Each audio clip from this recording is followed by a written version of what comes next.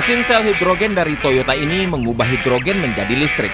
Hasilnya mesin yang halus, akselerasi lebih mulus, dan tanpa jejak karbon monoksida. We think that hydrogen is the future of electric vehicles because they're so much more convenient.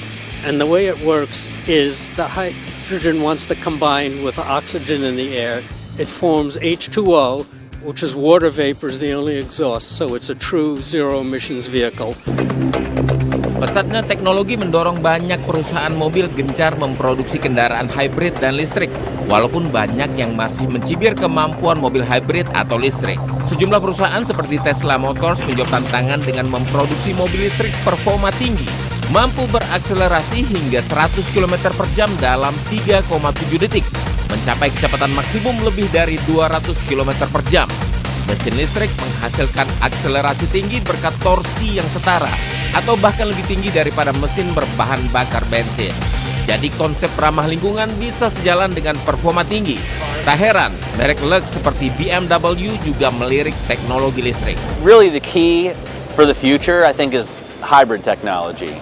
So rather than having a car like a Tesla that's completely electric power, you have a car like the BMW i3 or i8, which has a small gasoline motor to help charge the battery when it's needed, and electric motors to drive.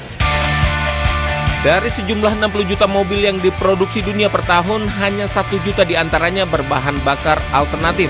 Namun pada tahun 2013, jumlah produksi mobil hybrid dan listrik melonjak 2 kali lipat. Produsen kendaraan listrik belum meraih laba karena tingginya biaya memproduksi teknologi baterai. Harga sebuah baterai Tesla misalnya mencapai $50.000, separuh dari harga mobilnya sendiri.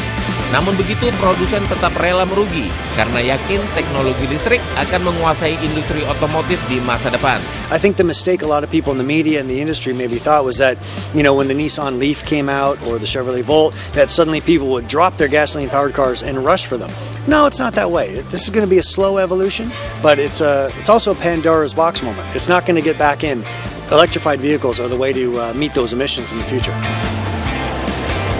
Tantangan terbesar adalah memproduksi mobil dengan baterai terjangkau dan mampu bertahan lama, sehingga mobil tidak perlu sering di-charge.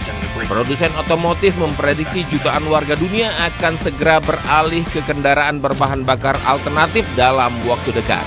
Dari kota New York, tim VOA.